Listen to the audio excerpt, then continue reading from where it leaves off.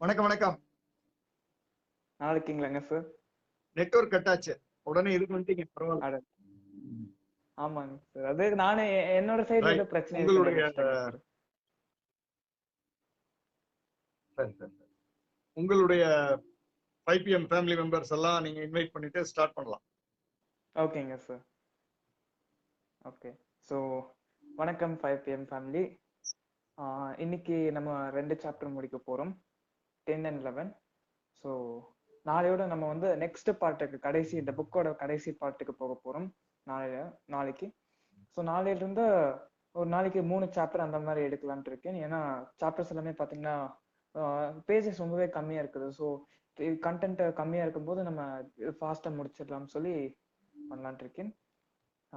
So okay, இந்த சாப்டருக்குள்ள போகலாம். Part 3 chapter 10, an appeal that everybody likes. அதாவது எல்லாத்துக்கும் பிடிச்ச ஒரு நடைமுறை. நம்ம வந்து எப்படி ஒருத்தர் வந்து அப்பீல் பண்றோம், எப்படி நம்ம ஒருத்தர் கிட்ட வந்து போய் பேச ஆரம்பிக்கிறோம், அந்த அது வந்து அந்த அப்பீல் வந்து எல்லாத்துக்கும் பிடிச்ச மாதிரி அந்த அப்பீல் வந்து என்னன்னு சொல்லி சொல்றாரு. ஸோ இது டேல் கார்னெக் வந்து ஜெஸ்ஸி ஜேம்ஸ் கண்ட்ரி அப்படின்னு சொல்லி அந்த இதுல வந்து அந்த ஏரியாவோட ஓரங்கள்ல பாத்தீங்கன்னா அவங்க வந்து போயிட்டு இருந்தாங்க. அப்ப வந்து அந்த ஜேம்ஸ் ஃபார்ம்னு சொல்லி இருக்கிற அந்த இடத்துக்கு போறாரு. மிசோரிங்கிற அந்த இடத்துல இருக்குது. அங்க வந்து ஜெஸ்ஸி ஜேம்ஸ்ங்கிறவங்களோட மகன் வந்து வாழ்ந்துட்டு இருந்தாங்க. இந்த ஜெஸ்ஸி ஜேம்ஸ் யாருன்னு பாத்தீங்கன்னா அவரை பத்தி அவங்க ஒய்ஃப் அங்க போனப்போ சொல்றாங்க. ஸோ அவங்க ஜெஸ்ஸி ஜேம்ஸோட ஒய்ஃப் வந்து ஜெஸ்ஸி ஜேம்ஸ் பத்தி டேல் கிட்ட சொல்லும்போது என்ன சொல்றாங்கன்னா, ஜேம்ஸ் பாத்தீங்கன்னா வந்து ட்ரெயின் எல்லாம் போயிட்டு இருக்கப்போ பாத்தீங்கன்னா அந்த ட்ரெயின் எல்லாத்தையுமே வந்து கொள்ளையடிச்சு, அங்க பேங்க்ஸ் எல்லாமே வந்து கொள்ளையடிச்சு அந்த காசு எல்லாமே எடுத்து அந்த ஏரியால வசிக்கிற அங்க ஏரியால வசிக்கிற அந்த விவசாயிகள் எல்லாத்துக்குமே வந்து அவங்களோட கடன்களை அடைக்கிறதுக்கு எடுத்து கொடுத்துட்றாரு.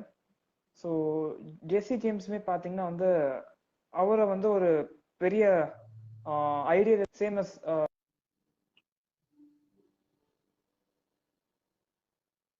சொல்லி அல் கப்போன், டச் ஷால்ஸ்ன்னு சொல்லி நிறைய எக்ஸாம்பிள்ஸ் பார்த்தோமே. அதே மாதிரி இவரும் வந்து எப்படி எடுத்துக்கிறாருன்னா, லைக் அவங்க வந்து மக்கள் எல்லாத்துக்குமே வந்து உதவி செய்யறத வந்து எடுத்துக்கிறாங்க. அவங்க வந்து அவங்களே வந்து ரொம்ப ஹை பொசிஷன்ல ரிகார்ட் பண்ணிக்கிறாங்க, ஒரு அன்செல்ஃபிஷா நினைச்சுக்கிறாங்க. ஏன்னா வந்து இவங்க வந்து ஃபார்மர்ஸ்க்காக தான் எல்லாம் திருடி கொடுக்குற மாதிரி யோசிச்சு இது பண்ணிக்கிறாங்க.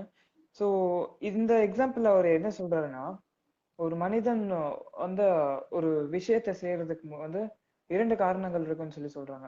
அதாவது இந்த புக்ல இன்னொரு எக்ஸாம்பிள் கொடுத்துருக்காங்க. சாரி, பியர்பாண்ட் மார்கன் சொல்லி ஒருத்தர் தான் இந்த கன்க்ளூஷனுக்கு வந்திருக்காரு. இந்த கன்க்ளூஷன் பாத்தீங்கன்னா, ஒரு மனிதன் ஒரு விஷயத்த செய்யறதுக்கு 2 காரணங்கள் இருக்குன்னு சொல்லி சொல்றாங்க. ஒண்ணு வந்து அந்த விஷயம் ஏன் செய்யறோங்கிறது நல்லா இருக்கணுங்கிறதுக்காக ஒரு ரீசன் எடுத்து வச்சிருப்பாங்க. இன்னொன்னு வந்து ரியல் ரீசன். 2 ரீசன். ஒண்ணு வந்து உண்மையான ரீசன், அதை பண்றதுக்கான உண்மையான ரீசன். 2வது பாத்தீங்கன்னா அது வந்து ஏன் பண்றதுக்கு ஒரு நல்ல விதமான ஒரு ரீசனா அவங்களே யோசிச்சு வச்சிருப்பாங்க. தட் சவுண்ட்ஸ் குட்ன்னு சொல்லி சொல்றாரு. அது வந்து கேட்கறதுக்கு வந்து ஓகே, இந்த விஷயம் நல்லதுக்கு தான் பண்றாரு, அந்த மாதிரி வந்து ஒரு நல்லா இருக்கணுங்கிறதுக்காக அந்த ரீசன் வந்து எடுத்து வச்சிருப்பாங்க. இந்த 2 ரீசன் தான் சொல்லி சொல்றாங்க. ஸோ ஐடியலிஸ்ட் பீப்புள் பாத்தீங்கன்னா வந்து இந்த 2 ரீசன் பேஸ் பண்ணி தான் வந்து ஒர்க் பண்ணுவாங்கன்னு சொல்லி சொல்றாங்க. இங்க வந்து ஒரு மெயின் எக்ஸாம்பிள் பார்க்கலாம். இது வந்து எப்படி வந்து அப்ளை பண்ணியிருக்காங்க, இங்க இந்த சாப்டர்ல வர பிரின்சிபல் எப்படி அப்ளை பண்ணியிருக்காங்கன்னு சொல்லி. ஸோ மேரி கேத்தரின் வில்சன் சொல்லி ஒருத்தவங்க வந்து மிஷாவாக்கா இந்தியானாங்கிற அந்த இடத்துல இருக்காங்க. ஸோ ஒரு மண்டே வந்து அவங்க வந்து அவங்க பாஸ் கூட வந்து சில ப்ராப்ளம்ஸ் டிஸ்கஸ் பண்றதுக்கு ஒரு அப்பாயின்மெண்ட் வந்து ரெக்வெஸ்ட் பண்ணியிருந்தாங்க. பட் எல்லா டைமுமே பாத்தீங்கன்னா வந்து அவங்க பிஸின்னு சொல்லி அவங்க செக்ரட்டரி சொல்லிட்டு இருந்தாங்க, இந்த வார கடைசியில உங்களுக்கு வந்து அப்பாயின்மெண்ட் வந்து வச்சுக்கலாம் அப்படின்னு சொல்லி சொல்றாங்க. அது வந்து பாத்தீங்கன்னா ரொம்ப நாளாவே வந்து போய்கிட்டு இருக்குது. ஸோ கேட்க அந்த செக்ரட்டரி என்ன சொல்றாங்கன்னா, அவரோட பாஸோட ஷெட்யூல் வந்து ரொம்ப டைட்டா இருக்குது, அவங்கனால வந்து முடிஞ்ச அளவுக்கு வந்து அவங்க கிட்ட கேட்டு அவங்க டைம் இது பண்ணிக்கலாம் அப்படின்னு சொல்லிட்டு இருந்தாங்க. மிஸ் வில்ஃப் வந்து வெயிட் பண்ணிக்கிட்டே இருக்காங்க. அவங்களுக்கு வந்து வாரக்கணக்கில் வந்து ரிப்ளை வரவே இல்லை. எப்பெல்லாம் கேட்கறாங்களோ அப்பெல்லாம் ஒரு ரீசன் சொல்லிடுறாங்க, பார்க்க முடியலன்னு சொல்லி ஒரு நல்ல ரீசன். ஸோ இவங்க வந்து என்ன பண்றாங்கன்னா, பார்க்கணுங்கிறதுக்காக வந்து ஒரு லெட்டர் ஒன்று அனுப்பிடுறாரு. 1 செகண்ட்ங்க. எஸ்.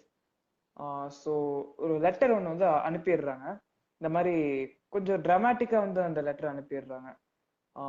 பார்த்தீங்கன்னா வந்து அந்த லெட்டர்ல வந்து மிஸ்டர் டேஷ் அப்படின்னு சொல்லி போட்டு, mister dash, I am mister miss wolf. So I would like to meet you because I have these problems to discuss with யூன்னு சொல்லி கொஞ்சம் சிம்பத்தட்டிக்கா வந்து அப்ரோச் பண்றாங்க. ஸோ 1 செகண்ட்ங்க. எஸ். இந்த மாதிரி நான் உங்களுக்கு இந்த லெட்டர்ல வந்து ஒரு செல்ஃப் அட்ரஸ் என்வலப், அதாவது உங்களுக்கு வந்து எனக்கு திருப்பி வர்றதுக்கே வந்து ஒரு என்வலப் அட்டாச் பண்ணிடுறேன். அதுல வந்து எப்போ ஃப்ரீயா இருக்கீங்களோ அந்த டைமிங்க வந்து எழுதிருங்க, அப்போ மீட் பண்ணிக்கலாம். நான் நிறைய டைம் வந்து உங்களை அப்ரோச் பண்ணணும்னு நினைச்சேன். நீங்க ரொம்ப பிஸிங்கிறது எனக்கு புரியுது, பட் இது வந்து கொஞ்சம் இம்பார்ட்டண்டா ஃபீல் பண்றேன். ஸோ நீங்க வந்து ஃப்ரீயா இருக்கிற டைம் வந்து இந்த செல்ஃப் அட்ரஸ்ட் என்வலப்ல வந்து எழுதிருங்க. அது எனக்கு நான் வந்தோடனே நான் வந்து அதுக்கு ஏற்ற மாதிரி நான் எழுதிக்கிறேன் அப்படின்னு சொல்லி அனுப்புறாங்க. இங்க பாத்தீங்கன்னா வந்து கொஞ்சம் எமோஷனலா ட்ராமடைஸ் பண்ணி எழுதியிருக்காங்க. அதாவது உங்க நிலைமை எனக்கு புரியுது, நீங்க நிறைய ஒர்க் அவுட் இருக்கீங்க, நான் எப்பெல்லாம் நீங்க ஃப்ரீயா இருக்கீங்கன்னு கேட்கும்போது உங்க செக்ரட்டரி பாத்தீங்கன்னா வந்து இல்ல அவங்க பிஸியா இருக்காங்கன்னு சொல்லிக்கிட்டு இருக்காங்க. ஸோ இவங்க ட்ரை பண்றாங்க, ஓகே நம்ம வந்து இந்த மாதிரி அப்ரோச் கொஞ்சம் டிராமாட்டிக்கா அப்ரோச் பண்ணலாமேன்னு சொல்லி ட்ரை பண்றாங்க. இதுல பாத்தீங்கன்னா மிஸ் வுல்ஃப் வந்து சொல்றாங்க, அதுக்கு ரிட்டர்ன் லெட்டர் வந்திருக்குது. மிஸ் வுல்ஃப், நான் வந்து உங்களை இந்த நாள் அன்னைக்கு இந்த டைம்ல வந்து உங்களை பார்க்க முடியும். உங்களுக்கு வந்து இவ்வளவு நிமிஷம் உங்களுக்கு கொடுக்குறேன், நான் அப்போதான் ஃப்ரீயா இருப்பேன்னு சொல்லி அந்த பாஸே வந்து ரிட்டர்ன் லெட்டர் கொடுத்துட்றாரு. ஸோ இந்த லெட்டர் பாத்தீங்கன்னா போட்ட 11 AM டு அப்போ வந்திருக்குதுன்னு சொல்லி சொல்றாங்க. ஸோ இவங்க என்ன இதுல இருந்து சொல்றாங்கன்னா, நம்ம வந்து டிராமடைஸ் பண்ணாம இருந்திருந்தேன்னா வந்து அவரை பார்த்திருக்க முடியாது, நான் இன்னும் அந்த அப்பாயின்மெண்ட்க்கு வெயிட் பண்ணியிருப்பேன். கொஞ்சம் டிராமாட்டிக்கா என்னோட ஐடியாஸ் வந்து கொஞ்சம் டிராமாட்டிக்கா வந்து எழுதுனதுனால தான் அவங்கள வந்து பார்க்க முடியுதுன்னு சொல்லி சொல்றாங்க. ஸோ உங்ககிட்ட என்ன ஐடியா இருக்குதோ அதை நீங்க வந்து யூஸ் அப்ளை பண்ணுங்க. சரி, இந்த ஐடியா ஒர்க் அவுட் ஆகுமா ஒர்க் அவுட் ஆகாதான்னு சொல்லி இது பண்ணாம கொஞ்சம் சிம்பத்தட்டிக்கா டிராமடைஸ் பண்ணி அதை வந்து ஒர்க் அவுட் பண்ணீங்கன்னா உங்களால ஈஸியா வந்து ஏதாவது யாரையாவது அப்ரோச் பண்ணணும்னா ஈஸியா அப்ரோச் பண்ணிடலாம் அப்படின்னு சொல்லி சொல்றாங்க. So 1 second. எஸ். நீங்க வந்து இந்த டெலிவிஷன் ஆப்ஸ் எல்லாம் பாத்தீங்கன்னா வந்து அதுல வந்து அந்த அட்வான்டேஜஸ் நமக்கு கிடைக்கும்ல, சில ஆப்ஸ்ல வந்து டிராமடைஸ் பண்ணி சொல்லியிருப்பாங்க, உங்களுக்கு என்னென்ன அட்வான்டேஜ் கிடைக்கும் அப்படி இப்படின்னு சொல்லி டிராமடைஸ் பண்ணி ரொம்ப எமோஷன்ஸ் எல்லாமே இன்வால்வ் பண்ற மாதிரி ஹாப்பி எமோஷன்ஸ், சேட் அந்த மாதிரி அப்பீல் பண்ணி உங்களுக்கு வந்து அந்த ஆடை கொண்டு வராங்க. அதனாலதான் வந்து எல்லாரும் வந்து போய் வாங்குறாங்க. ஸோ இது வந்து ஒருத்தர் அப்ரோச் பண்றதுக்கு வந்து இந்த டெக்னிக் வந்து ரொம்ப யூஸ்ஃபுல்லா இருக்கும். ஸோ இந்த சாப்டரோட எண்டுக்கு வரும். இதோட பிரின்சிபல் பாத்தீங்கன்னா dramatise your ideas. First I'm sorry, நான் வந்து டாபிக் கொஞ்சம் மாத்தி சொல்லிட்டேன். The movies do it, TV does it, why don't you do இட்னு சொல்லி சொல்றாங்க. ஸோ மூவிஸ் வந்து அட்டென்ஷன் வந்து கேப்சர் பண்றதுக்கு ட்ராமடைஸ் பண்ணி சில விஷயங்கள் பண்றாங்க. டிவில கூட பண்றாங்க, அப்பயும் நம்ம பண்ணக்கூடாது, நம்மளுமே கொஞ்சம் ட்ராமடைஸ் பண்ணி நம்ம வந்து நம்ம அந்த ஐடியாஸ் வந்து அப்ளை பண்ணும் பொழுது நம்மளால வந்து ஈஸியா இது பண்ண முடியும்னு சொல்லி சொல்றாங்க. ஸோ ஐம் சாரி, நான் டாபிக் தப்பா சொல்லிட்டேன். எனி கொஸ்டின்ஸ் இருந்தாலும் கேட்கலாம்.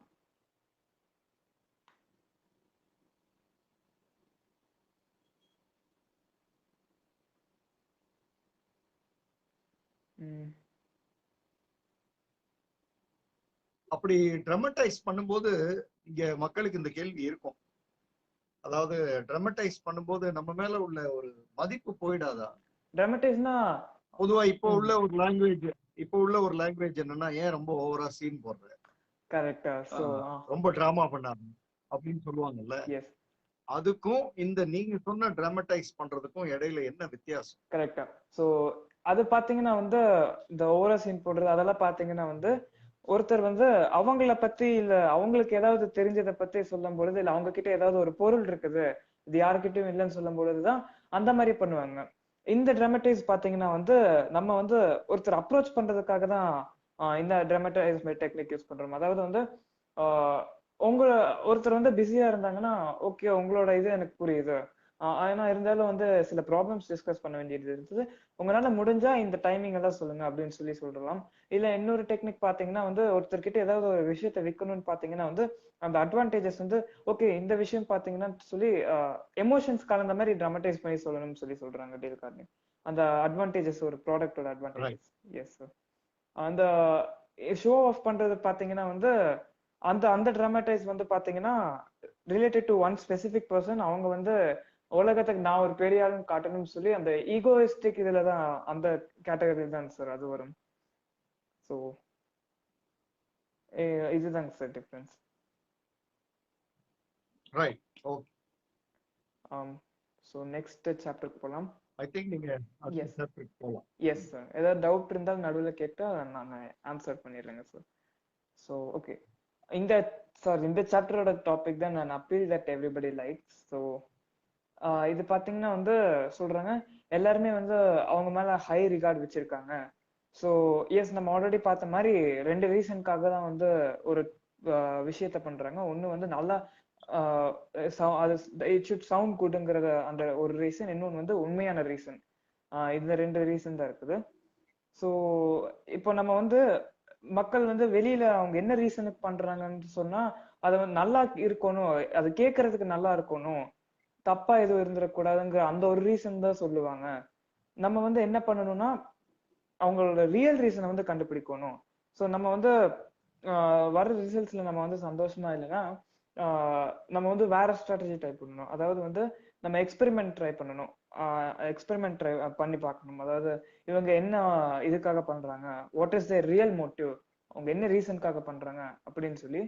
ஸோ நம்ம வந்து ஒரு அசம்ஷனுக்கு வரணும். அதாவது சின்சியரா இருக்காங்க, நம்ம மக்கள் வந்து சின்சியரா இருக்காங்க, நேர்மையா இருக்காங்க அப்படின்னு சொல்லி ஒரு அசம்ஷனுக்கு வந்து பீப்புள்கிட்ட வந்து அந்த டவுட்டுங்கிற அந்த பெனிஃபிட், அதாவது வந்து ஓகே நீங்க வந்து நேர்மையா இருக்கீங்களா இல்லையாங்கிற அந்த ஒரு டவுட் வந்து மக்கள்கிட்ட கொண்டு வரணும். எப்படி கொண்டு வரணும்னு பாத்தீங்கன்னா ஒருத்தர்கிட்ட வந்து அவங்க ஒரு விஷயம் பண்றாங்க, அதுக்கு ரீசன் கேட்கும் பொழுது நீங்க உண்மையாலுமே இதுக்காக தான் பண்ணீங்களா இல்ல வேற ஏதாவது ரீசன் இருக்குதா அப்படின்னு சொல்லி நம்ம வந்து இந்த மாதிரி அப்ரோச்ல போகும்போது அவங்களே வந்து டவுட் ஆகி அவங்க வந்து ரியல் ரீசன் சொல்ல ஆரம்பிப்பாங்க நமக்கு தெரியலனாலுமே. ஸோ நம்ம வந்து அவங்களோட ரியல் மோட்டிவ் தேடிதான் போகணும்னு சொல்றாங்க. ஸோ இந்த சாப்டர் இதோட இந்த எண்டுக்கு வருது. இந்த பிரின்சிபல் பாத்தீங்கன்னா அப்பீல் டு த நோப்லர் மோட்டிவ்ஸ். அதாவது நம்ம வந்து அவங்க என்ன உண்மையான காரணத்துக்காக பண்றாங்கிறத புரிஞ்சு அதுக்கேற்ற மாதிரி ஒருத்தர் கிட்ட நடந்துக்கிட்டோம்னா அவங்களுக்கு வந்து அது பிடிக்கும். ஏன்னா வந்து நம்ம ஓகே நம்ம நமக்கு சாதகமா தான் பண்றாங்க, வெரி குட், அவங்க வந்து நம்ம ஹெல்ப் பண்ணணும்னு நினைக்கிறாங்கன்னு சொல்லி அந்த மைண்ட் செட்டுக்கு மக்கள் மாறிடுவாங்க. ஸோ இது கொஞ்சம் புரியாத மாதிரி ஃபீல் பண்ணீங்கன்னா கண்டிப்பா கொஸ்டின்ஸ் கேளுங்க, நான் கண்டிப்பா எக்ஸ்பிளைன் பண்றேன்.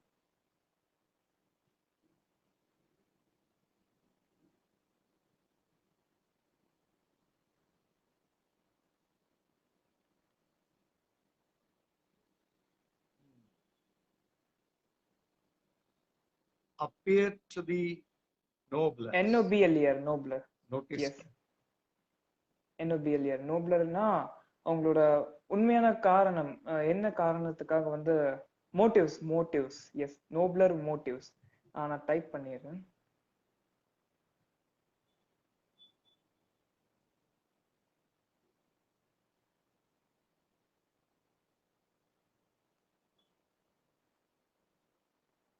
ஒருத்தர் வந்து என்ன காரணத்துக்காக வந்து பண்றாங்கங்கறத புரிஞ்சு சொல்றாங்க.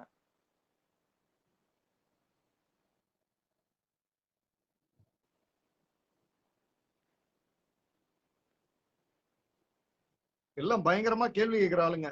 நீங்க நல்லா சொல்றதுனால அமைதியாயிடுறாங்க எல்லாம். ஓ, தேங்க்யூ. கண்டிப்பா கேளுங்க. ஏன்னா நானே ஃபர்ஸ்ட் டைம் படிக்கும்போது என்கிட்ட எனக்கு நிறைய அவ்வளவு கேள்வி கேட்பாங்க. புரியலைங்க சார். நான் ஃபர்ஸ்ட் டைம் படிக்கும்போது எனக்கு எப்படி என்ன சொல்ல வராங்கங்கிற இல்ல, மாதிரி என்கிட்ட புரியல. நிறைய கேள்வி கேட்பாங்க. ஓ, என்கிட்ட நிறைய கேள்வி கேட்பாங்க. நான் அவ்வளவு ஒழுங்கா சொல்றது இல்ல, அதனால கேட்பாங்க. நீங்க கரெக்டா சொல்றீங்க, அதனால கேள்வி இல்லைன்ட்டாங்க. அப்படி இருக்க வாய்ப்பு இல்லைங்க சார்.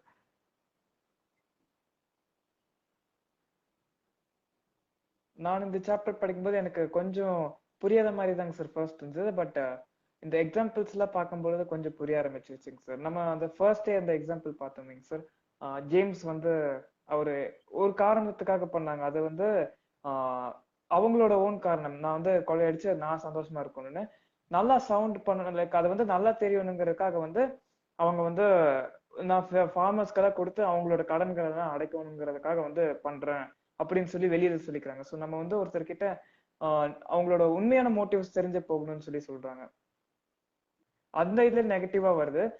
யாருடைய மோட்டிவ்னு ஒரு கேள்வி வருது. யாருடைய மோட்டிவ் பாத்தீங்கன்னா நம்ம யாரு கூட அங்க ஒரு கேள்வி வருது. எஸ் சார், லைக் நம்ம யாரு கூட நம்ம கான்வர்சேஷன் பண்றோம், யாரை போய் அப்பீல் பண்றோம், யாரை வந்து அப்ரோச் பண்றோங்கிற உங்களோட மோட்டிவ் தான். இப்போ ஒருத்தர் வந்து ஒரு விஷயத்த பண்றாங்க, அவங்க வந்து அது நல்லா தெரியணுங்கிறதுக்காக ஒரு ரீசன் சொல்லுவாங்க. இதே அவங்க வந்து உண்மையா ஒரு அந்த விஷயத்த பண்றதுக்கு ஒரு ரீசன் இருக்கும். நம்ம அந்த ரீசனை வந்து கண்டுபிடிச்சு அதுக்கேத்த மாதிரி அவங்க கிட்ட போய் அப்ரோச் பண்ணோம்னா கண்டிப்பா அவங்களுக்கு பிடிச்சிரும். ஓகே, நம்ம பண்றதுக்கு ஏத்த மாதிரி ஹெல்ப் பண்றாங்கன்னு சொல்லி. ஸோ யார் அப்ரோச் பண்ணுமோ அவங்களோட மோட்டிவ் சீதா லட்சுமி மேம்.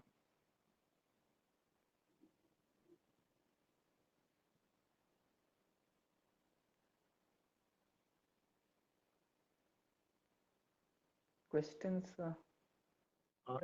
இதோட முடியுதா உங்களது? ஆமாங்க சார், இந்த சாப்டர் முடியுதுங்க சார். குட்டி சாப்டர் தாங்க சார். ரைட். எவ்வளவு பக்கங்கள் முடிச்சிருக்கீங்க? பக்கங்கள் 195ங்க sir, 195.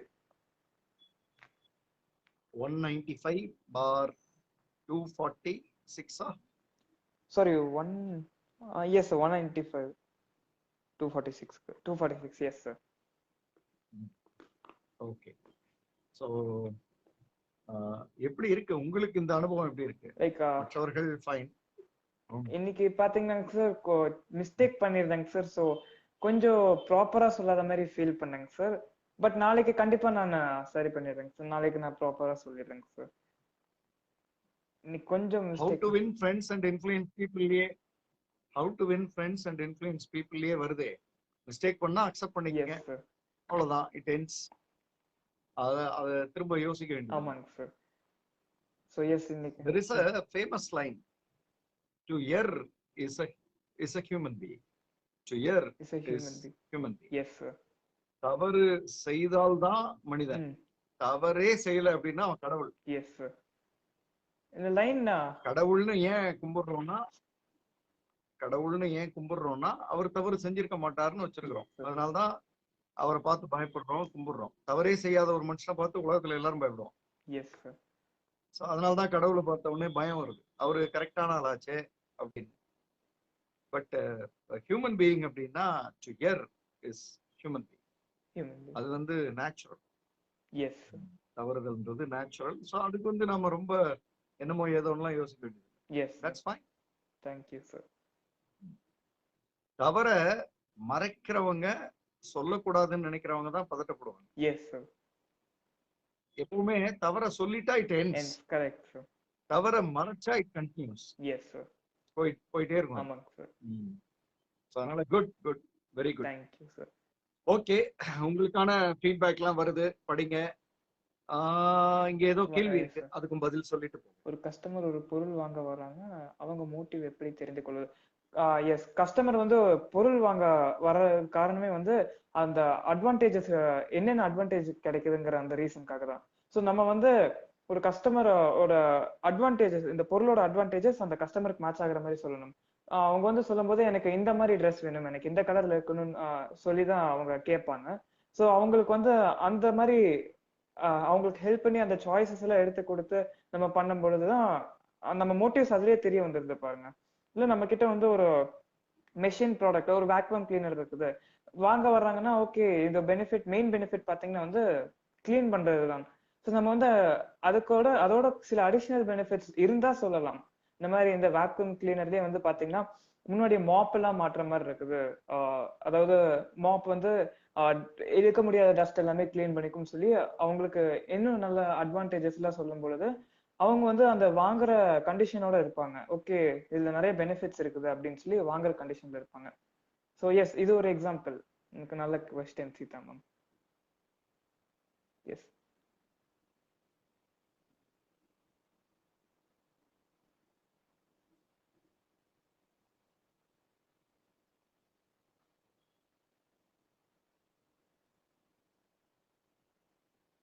So okay, so thank you. Yes sir, thank you sir. நாளைக்கு நம்ம மீண்டும் சந்திப்போம். கண்டிப்பாங்க சார். இத நீங்க வர்றதுக்கு முன்னாடி ஒரு ஃபீட்பேக் ஒன்னு படிச்சேன்ல, ஒருத்தர் எஸ் சார். ஒரு புத்தகம் வாசிச்சதனுடைய feedback. Yes sir. அத கேட்கும்போது உங்களுக்கு என்ன தோணுச்சு? அதாவது லாக்டவுன் வந்து நிறைய பேருக்கு வந்து ஹெல்ப் பண்ணிருக்காங்க சார். அதாவது நிறைய பேருக்கு வந்து ரியலைஸ் பண்றதுக்கு ஹெல்ப் பண்ணிருக்குங்க சார். வீட்ல வந்து பெண்கள் எவ்வளவு கஷ்டப்படுறாங்கங்கிறத புரிந்து கொள்றதுக்கு ரொம்பவே யூஸ்ஃபுல்லா இருந்திருக்குங்க சார். ஏன்னா வந்து நிறைய பேர் வந்து ஒர்க்குக்கு போயிட்டு வீட்ல என்ன நடக்குன்னு தெரியாம குறை சொல்றது ஈஸியா குறை சொல்லிடுறாங்க சார். ஆனா அதுக்கு பின்னாடி இருக்கிற கஷ்டங்கள் புரிஞ்சுக்க மாட்டேங்கிறாங்க. அவங்களோட நிலைமையில இருந்து யோசிக்க மாட்டேங்கிறாங்க. சோ இவங்க புரிஞ்சுக்கொண்டது வந்து லைக் புரிஞ்சுக்கிட்டாங்கும் போது எனக்கு ரொம்ப ஹாப்பியா இருந்ததுங்க சார். Very good. இதனால ஒருத்தங்க வந்து ரொம்பவே லைக் யூஸ்ஃபுல்லா ஃபீல் பண்ணியிருக்காங்க இந்த ஒரு புக்குனால. ஸோ ரொம்ப ஹாப்பியா ஃபீல் பண்ணேங்க சார். நல்ல வெரி குட். விஷயம் சார். Okay, so thank you. நாளை நாம மீண்டும் சந்திப்போம். கண்டிப்பாங்க சார். இப்போதைக்கு ரொம்ப சிறப்பா இருக்கு உங்களுடைய வாசிப்பு. முதல் நாளை கம்பேர் பண்ணா இப்ப வந்து இன்னமுமே சிறப்பா இருக்கு. ரொம்ப தேங்க்யூங்க சார். நன்றிங்க sir. Thank you sir. Thank you 5 PM. Okay, so மிக மிக சிறப்பான வாசிப்பு. அது வந்து நமக்குள்ள என்ன விதமான கேள்விகள் எல்லாம் ஏற்படுத்தும் அப்படின்றது இப்போ ஏற்கனவே ஒரு புத்தக வாசிப்புக்கு ஒரு பின்னூட்டம் வந்த மாதிரி ஜோதிஷோட புத்தக வாசிப்பு முடிந்த பிறகு ஒரு பின்னூட்டம் வரும் பட்சத்தில் அதை அவருக்கு வந்து நாம படித்து காண்பிக்கலாம். ஸோ அவருக்கும் அது வந்து ஒரு மிகச்சிறப்பான உற்சாகமா இருக்கக்கூடும். ரைட், இப்போ வந்து நான் இன்னைக்கு நேரடியா புத்தக வாசிப்புக்கு போறேன். கேள்வி பதில் நிகழ்வு நாளைக்கு பண்ணலாம். ஏன் நேரடியா போறேன் அப்படின்னா, இந்த 2வது சாப்டர்ல அர்ஜுன் கார்த்திக் அவர்கள் சொல்லி இருக்கிற சில விஷயங்கள் வந்து அகெயின் ஆச்சரியமா இருக்கிற விஷயங்கள். அனைவரும் உபயோகப்படுத்தக்கூடிய காமன் டேர்ம்ஸ் அதை யூஸ் பண்ணியிருக்காரு 2வது சாப்டர்ல. ஆனா அதை தாண்டி ஒண்ணு சொல்றது ரொம்ப ஆச்சரியமா இருக்கு. இப்போ 2வது சாப்டருடைய டாபிக் வந்து பாடி, மைண்ட் அண்ட் சோல். இதை வந்து உலகத்துல இருக்கிற அத்தனை பேரும் எழுதிட்டாங்க. பாடி, மைண்ட் அண்ட் சோல் அப்படின்றத வந்து பிஎம்எஸ். ஸோ இதை வந்து பல பேர் பல விதமா திரும்ப திரும்ப பாடிக்கும் மைண்டுக்கும் இருக்கிற கனெக்ஷன், பாடி மைண்ட் அண்ட் சோலுக்கு இருக்கிற கனெக்ஷன், பாடியை வந்து சரியா வச்சுக்கல, மைண்டை சரியா வச்சுக்கலன்னா இட் அஃபெக்ட் சோல், சோலை வந்து கரெக்டா வச்சுக்கலன்னா இட் அஃபெக்ட்ஸ் பாடி. இதெல்லாம் எழுதிட்டாங்க. இதை வந்து அவர் இனிஷியலா ஒரு விளக்கம் கொடுக்குறாரு. What is body, what is mind, what is சோல்ன்றத அது கிட்டத்தட்ட இதே மாதிரியே கொடுத்தப்பாரு. அதுல ஒரு ஒரு அருமையான பழமொழியும் ஒண்ணு வந்து அவரு வைக்கிறார். புத்தா சொன்ன ஒரு கோட் அது. Your body is precious, it is your vehicle for awakening. Treat it with care. Your body is precious.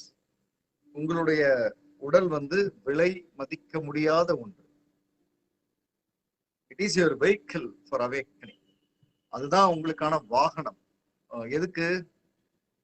Awakening, அந்த விழிப்புணர்வை வந்து நாம பெறுவதற்கான வாகனமே பாடி தான். Treat it with care. அதை வந்து எவ்வளவுக்கு எவ்வளவு கேர்ஃபுல்லா பார்த்துக்க முடியுமோ பார்த்துக்குங்க அப்படின்னு அந்த பாடியை பத்தி அவரு வழக்கமா எழுதுகிற விஷயங்களை தான் அவரும் எழுதுறாரு. ஆனா இந்த இந்த ஒரு கோட் வந்து வித்தியாசமா இருக்கு. அதுக்கப்புறம் மைண்டை வந்து அவர் 3ஆக பிரிக்கிறார். நீங்க வந்து இங்க யாராவது ஒருத்தங்க அதை டைப் பண்ணலாம். மைண்ட் அவர் 3ஆ பிரிக்கும் பொழுது ஃபர்ஸ்ட் தி மைண்ட் அப்படின்னு பிரிக்கிறார். மைண்ட் என்ன? The mind processes numerous factors such as thoughts, ideas, feelings, emotions எல்லாத்தையும் கொண்டு வர்றது வந்து மைண்ட். ஸோ அது வந்து ஃபர்ஸ்ட் கேட்டகரியா கொண்டு வர்றாரு. 2வது தான் இன்ட்ரெஸ்டிங். இந்த இப்ப நான் சொல்ற 3மே எல்லாரும் பேசியிருக்கிறது. இதற்கு அடுத்து பேச போகிற விஷயம்தான் அர்ஜுன் கார்த்திக்கோட ஸ்பெஷாலிட்டியா நான் இந்த சாப்டர்ல பார்க்கிறேன். ஸோ ஃபர்ஸ்ட் வந்து தி மைண்ட், 2வது வந்து தி கான்சியஸ் மைண்ட். கான்சியஸ் மைண்ட்ன்றது அவர் everyday thoughts and activities which we are aware of consciously are due to the conscious mind. நம்ம வந்து எதை செய்தாலுமே அதை நினைத்து செய்யறது, அது எல்லாமே கான்சியஸ் மைண்ட். இப்போ கார்ல உட்காந்து கியர் போடுறப்போ நம்ம நினைச்சு குனிஞ்சு பார்த்து ஃபர்ஸ்ட் கியரா செகண்ட் கியரா எல்லாம் போடுறது இல்லை, அது ஆட்டோமேட்டிக்ல போயிடுது. ஆனா சில விஷயங்களை நம்ம பார்த்து பார்த்து செய்வோம், அது வந்து கான்சியஸ் மைண்ட். அதுக்கு அடுத்ததா கேட்டகரி அவர் வச்சிருக்கிறது வந்து தி சப்கான்சியஸ் மைண்ட். இந்த சப்கான்சியஸ் மைண்ட்ல தான் வந்து vivid thoughts always occupy the mind. It is the thought process that drives our physical body to experience everything. All our thoughts and beliefs take place within our mind.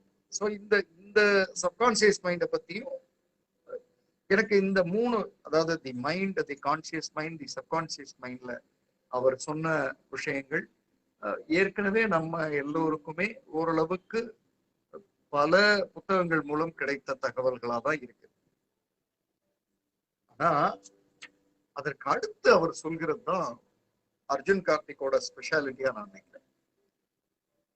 The mind, conscious mind, subconscious மைண்ட்னு சொன்னது நாலாவதா ஒண்ணு சொல்றாரு, mind set is everything. Right, mind நல்லா இருக்கு, conscious mind நல்லா இருக்கு, subconscious mind நல்லா இருக்கு, எல்லாமே ஓகே. ஆனா மைண்ட் செட்னு ஒண்ணு இருக்கு, அது சரியா இல்லைன்னா மைண்ட் செட்டே சரியில்லைங்க, அப்படிதானே சொல்றோம். ஸோ அந்த மைண்டை செட் பண்றதுன்னு ஒண்ணு இருக்கு, மைண்ட் செட், அது ரொம்ப முக்கியமானது. ஸோ மைண்டை பார்த்தோம், கான்சியஸ் மைண்ட் பார்த்தோம், சப்கான்சியஸ் மைண்ட் பார்த்தோம். ஆனா மைண்ட் செட்னு ஒண்ணு இருக்கு, அது என்ன அப்படின்றதுக்கு அதனுடைய விளக்கங்கள் நான் அப்புறம் வரேன். ஆனா சில அதுல கொடுத்திருக்க பழமொழிகள், கோட்ஸ் உங்களுக்கு சொன்னாலே ஓரளவுக்கு அவர் எதை நோக்கி நகர்றாருன்னு புரிஞ்சிடும். ஒன்னொன்னும் அருமையான கோட்ஸ், ஒன்னொன்னும் அருமையான பழமொழிகள். எவ்வளவு நிச்சயமா அர்ஜுன் கார்த்திக் வந்து ஏதோ ஒரு கனெக்ட் உள்ள இருக்கிறதுனாலதான் இந்த மாதிரியான விஷயங்களை அவரால் தேடி போக முடியுது. இப்போ பாருங்களேன், மைண்ட் செட் இஸ் எவ்ரிதிங்ல அவர் என்ன சொல்றாரு, the mind is like water. When it is turbulent, it is difficult to see. மனம் வந்து தண்ணீர் மாதிரி, அது வந்து அடிச்சு பிடிச்சு பரண்டு கிரண்டு போகும் பொழுது, சுழன்று அப்படிலாம் போகும் பொழுது நம்ம வந்து எதையும் பார்க்க முடியாது. When it is calm, everything becomes clear. அது காமா இருக்கும் பொழுது அந்த நீருக்கு அடிப்புறம் ஆழமா இருக்கிற மண் வரை பார்த்திட முடியும், பார்க்கிற நம்ம முகத்தையும் பார்த்திட முடியும். இப்போ இந்த கோட்டை அவரு ஏன் எடுத்து இங்க கொண்டு வராரு அப்படின்னா, he has done it beautifully. அதாவது மைண்ட் செட் அப்படின்றது அந்த வாட்டர் மாதிரி டர்புலண்டா இருக்கும் பொழுது, நீங்க யூ ஆர் ஸ்ட்ராங் இன் பிசிக்கலா, நீங்க ஸ்ட்ராங் மென்டலா, நீங்க ஸ்ட்ராங் ஸ்பிரிச்சுவலா, நீங்க ஸ்ட்ராங் ஃபினான்ஷியலா, நீங்க ஸ்ட்ராங், எல்லாம் ஓகே. மைண்ட்ல ஸ்ட்ராங், கான்சியஸ் மைண்ட்ல ஸ்ட்ராங், சப்கான்சியஸ் மைண்ட்ல ஸ்ட்ராங், எவ்ரிதிங் ஓகே. ஆனா மைண்ட் செட் சரியில்லைன்னு வைங்க, மைண்ட் செட் வந்து டர்புலண்டா இருந்ததுன்னு வைங்க, வாட்டர் மாதிரி சுழன்று கிழன்று மேலையும் கீழையும் சிதறி அப்படி இருந்ததுன்னு வைங்களேன், யூ கான்ட் சீ எனிதிங், உங்களுக்கு எதுவுமே கண்ணில் தெரியாது. You are very capable, but mind set சரியில்லை அப்படின்னா இட் கோஸ் ஆஃப், அவ்வளவுதான். உங்களுக்கு நீங்க ஏன் இப்படி பண்ணீங்க அப்படின்லாம் கேட்போம்ல நம்ம, அது நீங்க ஏன் இப்படி பண்ணீங்கன்னா உங்க மைண்ட் வந்து டர்புலண்டா இருக்கு, அதனாலதான். அப்ப மைண்ட் செட் எப்படி இருக்கணும், அதுக்குதான் அந்த ரெண்டாவது line, when it is calm everything becomes clear. So உங்களோட மைண்ட் செட் எந்த அளவுக்கு காமா இருக்கோ அந்த அளவுக்கு you can see things clearly. So நீங்க என்னவா இருக்கீங்க, ஏதா இருக்கீங்க, அதெல்லாம் முக்கியம் இல்லை. ஒரு பர்டிகுலர் வேலையை செய்யும் பொழுது உங்க மைண்ட் செட் எப்படி இருக்கு அப்படின்றதுல இருந்துதான் everything opens up, everything is scene. இப்போ ஒரு உதாரணத்துக்கு சொல்றேன்னா, பீமராஜா ஆனந்தி ஒரு ஸ்கூல் நடத்துறாங்க, மிகப்பெரிய ஆளுமை ராஜபாளையத்துல, எவ்ரிதிங் ஃபைன், எல்லாம் ஓகே. ஆனா ஒரு பர்டிகுலர் மொமெண்ட், ஒரு ஹீட்டட் ஆர்குமெண்ட் நடக்குது, பர்டிகுலர் மொமெண்ட், அந்த இடத்துல அவங்களோட மைண்ட் வந்து டர்புலண்டா இருந்தா எதிரில் இருக்கிறவங்க பேசுறது, மற்றவங்க அவங்களுக்கு சொல்றது எதுவுமே அவங்களுக்கு கேட்காது. அடுத்தது இவங்க சொல்றதும் இவங்களுக்கே கேட்காது. அவுட் ஆஃப் கண்ட்ரோல்ல வார்த்தைகள்லாம் போயிட்டு இருக்கும். அததான் வந்து அவர் அந்த டர்புலண்டோட ரிலேட் பண்றாரு. பிறஸ் அதே காமா இருக்கும் பொழுது என்ன ஆகும்? எதிரில் இருக்கிறவங்க சொல்றதை முழுக்க கேட்க முடியும். நம்ம என்ன சொல்றோன்றதையும் ஒவ்வொரு வார்த்தையையும் நிதானிச்சு யோசிச்சு கொடுக்க முடியும். So it is not about your mind. It is not about your physical mind, conscious mind, subconscious mind, unconscious mind. இல்ல. It is about mindset. Mindset எப்படி வச்சுக்க போறீங்க, எப்படி வச்சிருக்கீங்க, அதுதான் உங்களை பார்க்கவே உதவுது. நீங்க மைண்ட் செட் சரியில்லைன்னா நீங்க வந்து மெடிடேஷன் பண்ணி என்ன பிரயோஜனம், எக்ஸசைஸ் பண்ணி என்ன பிரயோஜனம், 6 பேக்ஸ் வச்சிருந்து என்ன பிரயோஜனம், பெரிய கம்பெனி நடத்தி என்ன பிரயோஜனம்? ஸோ டே இன் டே அவுட், காலையில இருந்து நைட் வரை என்ன தேவை? Mindset. So what kind of mind set you carry, that decides everything. அதை வந்து முதல் விஷயமா சொல்றாரு. பட் அதற்கும் பிறகும் இன்னொரு ஆழமான ஒரு கோட்டை வந்து அவர் தெரிவிக்கிறார். இந்த முதல்ல நான் சொன்னது, the mind is like water, when it is turbulent it is difficult to see, when it is calm everything becomes clear. அத சொன்னது வந்து தலாய் லாமா. இப்ப ரெண்டாவது நான் சொல்ல போறது வந்து C.S. Lewis. அவர் சொன்னது, you don't have a soul. உங்கள்கிட்ட சோல் இருக்கு அப்படின்றது இருக்குல்ல, அதெல்லாம் கிடையாது. உங்கள்கிட்ட soul, you don't have a soul. நல்லா கவனிங்க, அடுத்த லைன் ரொம்ப முக்கியம். You don't have a soul. You are the soul. அதாவது நம்ம என்ன நினைக்கிறோம்னா, நமக்குள்ள ஆன்மா இருக்கு அப்படின்னு நினைக்கிறோம். இப்படி நினைக்கிறதே தப்புன்றாரு. அங்கேயே மைண்ட் செட் போயிடுது. ஏன்னா அது வேற நம்ம வேறன்ற மாதிரி யோசிக்கிறோம். பாடி தான் நம்ம, ஆன்மான்றது அது எங்கேயோ இருக்கு, அதுக்குள்ள இருக்கு, ட்ராப்டு, இந்த மாதிரிலாம் ஏதோ மனசுல. You don't have a soul. You are the soul. என்ன ஒரு அட்டகாசமான லைன் இல்ல? You don't have a soul. You are the soul. அந்த மூணாவது line interesting. You have body. See, நம்ம நார்மலா என்ன நினைப்போம்னா, I am the body. Soul is somewhere else within அப்படின்னு நினைப்போம். இவர் அதை அப்படியே திருப்பி போடுறார். You are the soul. You have body. நீங்க தான் சோல், நீங்க தான் ஆன்மா. பாடி உங்கள்கிட்ட இருக்கு அப்படின்றாரு. அப்ப ப்ரையாரிட்டி எங்க கொண்டு வராரு? சோலுக்கு. ஏன் சோலுக்கு கொண்டு வராரு? Because mind set is everything. Soul எப்படி இருக்கணும்? It is like the water, calm water, not turbulent. அப்ப அந்த மைண்ட் செட் இருந்தா யூ கேன் அச்சீவ் எனிதிங். அதுக்கப்புறம் அவர் வந்து அதை பியூட்டிஃபுல்லா எக்ஸ்பிளைன் பண்ணி எழுதுறாரு. அதுல ஒரு விஷயத்த அடுத்து, அதாவது இதனுடைய எக்ஸ்டென்ஷனா அடுத்த ஒரு விஷயத்த சொல்றாரு. What is intuition? யாராவது இங்க பதில் சொல்ல முடியுமா? ஒரு 23 வயது யங்ஸ்டர் டாக்டர் அதுக்கு ஒரு பதில சொல்றாரு அப்படின்றது ரொம்ப ஆச்சரியமா இருக்கு. இப்போ மைண்ட், பாடி, சோல், இதுல சோல், நீங்க தான் சோல் அப்படின்றதுக்கு வந்தாச்சு. உங்க மைண்ட் செட் தான் முக்கியம், மற்றதெல்லாம் ப்ரையாரிட்டி இல்லை. மைண்ட் செட் இஸ் எவ்ரிதிங், அதுக்கு வந்தாச்சு. இப்ப மைண்ட் செட்டுக்கு வந்தாச்சு, நீங்க தான் சோல் அப்படின்றதுக்கு வந்தாச்சு. அப்ப அந்த இடத்துல அடுத்த ஒரு கனெக்ட் அவர் கொண்டு வர்றாரு. என்ன கொண்டு வர்றாருன்னா, intuition. So what is intuition? உங்களுடைய பதில சொல்லுங்க. அப்கோர்ஸ் அது ஆழ்மன குரல், உள்குரல், இன்னர் வாய்ஸ் எல்லாமே சொல்றோம், correct. But what is it? என்ன, எங்க இருந்து வருது? What is it? Intuition is our sense of feeling. Fine, good, very good. இந்த மாதிரி நீங்க சொல்றீங்க இல்லையா? அவரு டீன் கோன்ஸ் அப்படின்ற ஒரு மனிதர்கிட்ட இருந்து ஒரு கோட் எடுக்கிறார், அதை ரிலேட் பண்றாரு. அதை ரிலேட் பண்றது பார்த்தா ரொம்ப எக்ஸலண்டா இருக்கு. ஸோ வாட் ஹி சேஸ், யாராவது டைப் பண்ணலாம். Intuition is seeing with soul. நீங்க பார்க்கிறது கான்சியஸ், உணர்வுடன் பார்க்கிறது. நீங்க ரெகுலரா பார்த்துக்கிட்டே இருக்கிறது அன்கான்சியஸ். இது ரெண்டும் இல்லாத ஒண்ணு இருக்கு, அதுதான் இன்ட்யூஷனோட பார்க்கிறது. So intuition is what? Seeing with soul. ஆன்மாவின் பார்வை அப்படின்றார். Intuition is nothing but seeing with soul. இந்த இன்ட்யூஷன் பத்தி அவர் கொஞ்சம் எக்ஸ்பிளைன் பண்றதை நான் சொல்லியிருந்தோம். இதுக்கு அடுத்து இன்னொரு கோட், அழகான கோட் கொடுக்குறாரு. அதோட ஐ திங்க் நம்ம இந்த சாப்டருடைய விஷயத்தை எடுக்க முடியும்னு நினைக்கிறேன். இன்ட்யூஷன் உங்களுக்கு தவறே சொல்லாது. இது ரொம்ப ஆச்சரியமா இருக்குல்ல. கான்சியஸ் மைண்ட் தப்பு பண்ண வைக்கும். அன்கான்சியஸ் டெய்லி பண்ணுவேன் சார், அதனால பண்ணிட்டேன் சார், தப்பு பண்ண வைக்கும். கான்சியஸ் மைண்ட் உங்களை டிசிப்ளினா மாற்றும். அன்கான்சியஸ், நான் டெய்லி எக்ஸசைஸ் பண்ணுவேன் சார், அன்கான்சியஸ் மைண்ட் உங்களை டிசிப்ளினா மாத்திரும். இது ரெண்டும் okay. Mind set is everything. So அன்னைக்கு நீங்க எப்படி கேரி ஓவர் பண்ணிட்டு போறீங்க அப்படின்றதுதான் முக்கியம். சரி, அந்த மைண்ட் செட் எங்க இருந்து வருது?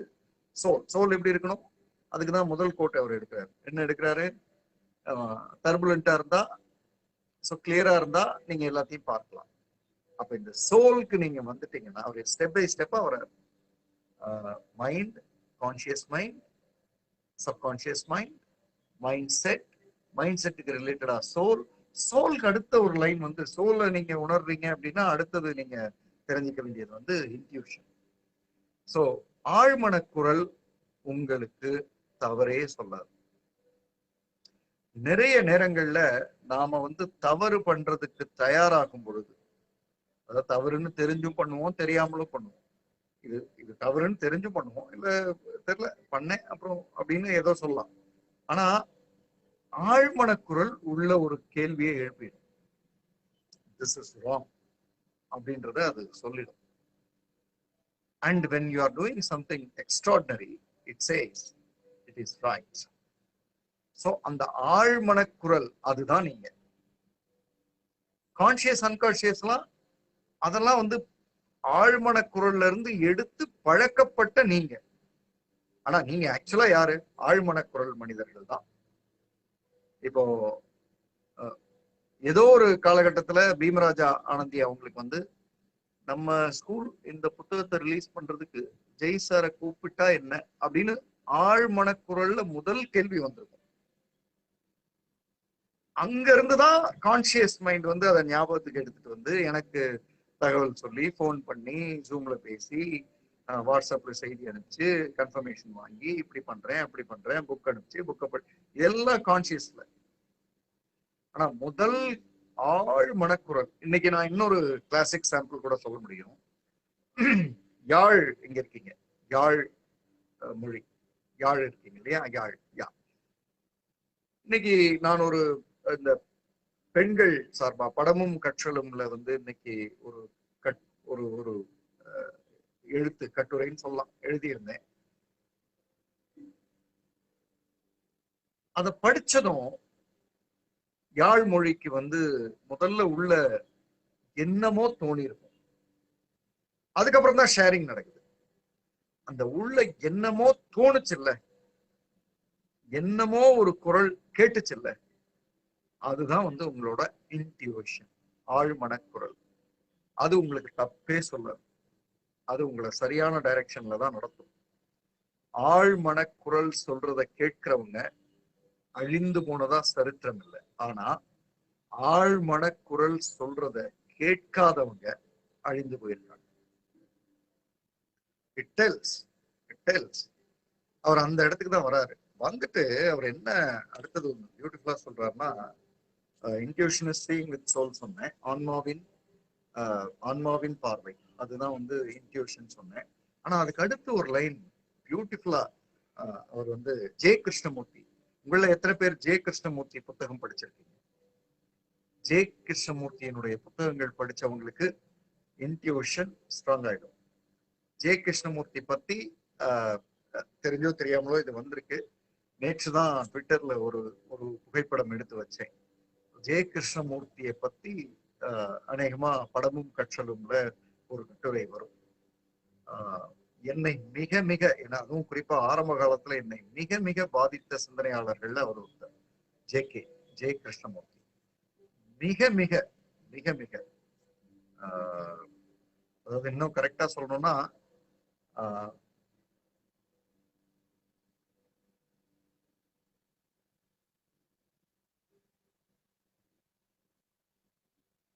பறவை the flight of the eagle, the flight of the eagle, அதை நான் இன்னும் சரியா ஃபார்ம் பண்ணி உங்களுக்கு சொல்லணும். அவர் சொன்ன மாதிரியே சொல்லணும், இல்லைன்னா தமிழ் படுத்தி சொல்லலாம். பறவை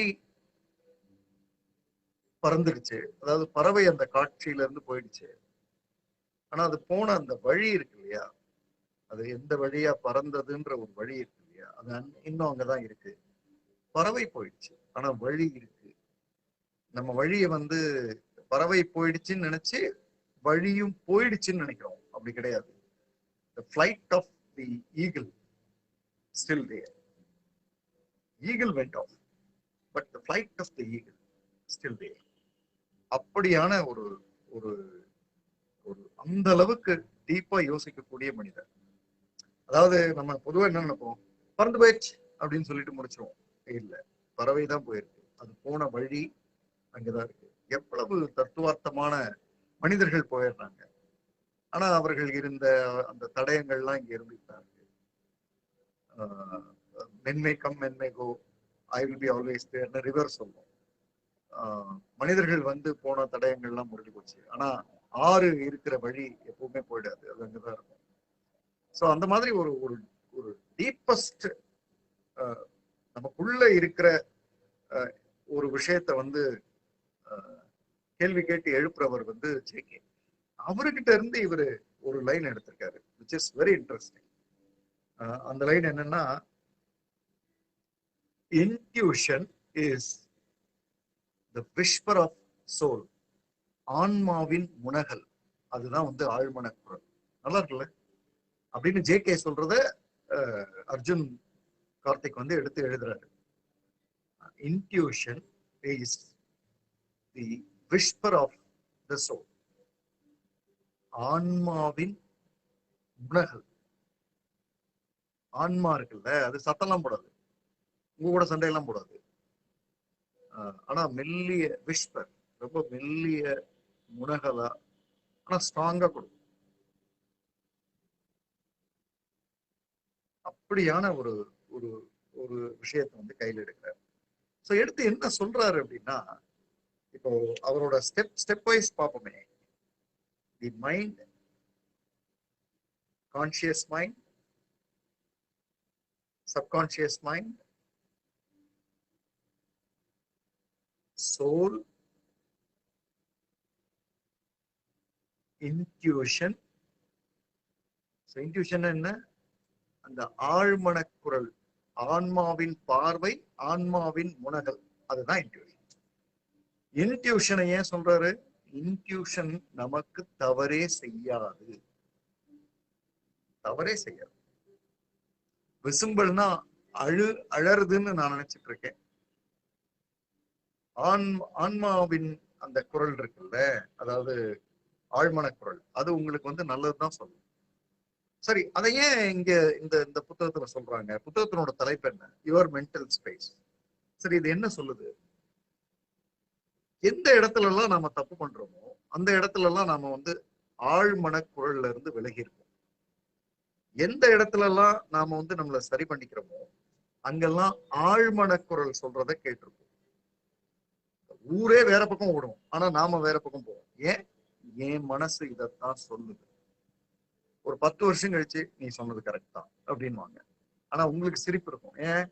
எனக்கு ஆழ்மன குரல் சொல்லுச்சு, நான் கேட்டேன்.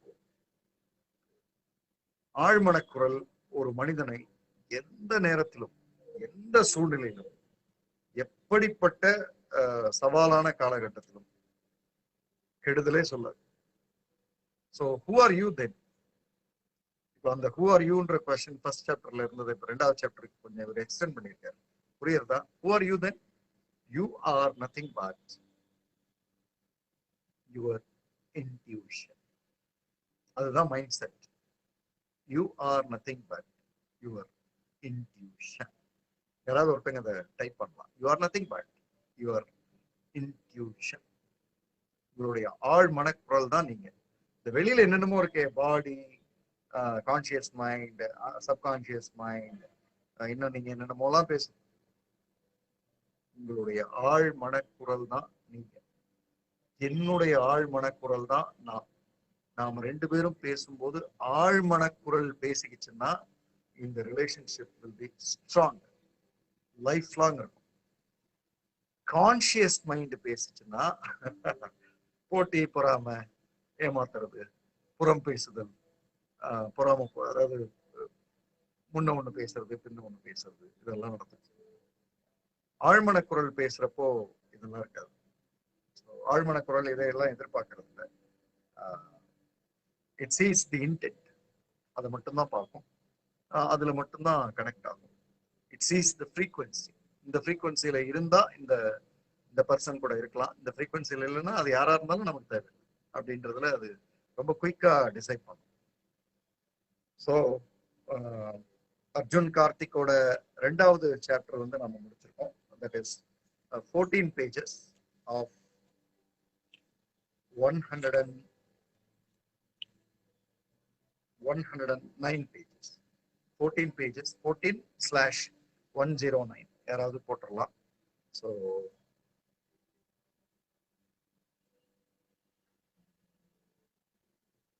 இன்னைக்கு நிகழ்வு எப்படி இருந்ததுன்னு நீங்க சொல்லலாம்.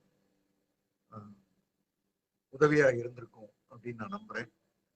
இன்னையில இருந்து அந்த ஆழ் மனக்குரல் சொல்றத கொஞ்சம் காது கொடுத்து கேட்போம். I guess it will turn us into right directions. நம்ம சில தவறுகள் இப்போ பண்ணிக்கிட்டு இருக்கோம். காலையில இருந்து நைட் வரை, நேத்து முந்தா நாள் எடுத்த சில முடிவுகள்ல இன்னைக்கு கூட ஒரு தவறு பண்றதுக்கு ரெடியா இருப்போம், அல்லது பண்ணிட்டு இருப்போம். காலையில இருந்து பண்றதுக்கு ஸ்டார்ட் ஆயிருப்போம், அல்லது இப்ப போய் இதை முடிச்சுட்டு போய் பண்ண போறோம், அப்படிலாம் இருப்போம். ஆழ் மனக்குரலை கேட்டோம்னா பண்ண முடியும். So be with your intuition, inner voice, internal dialogue.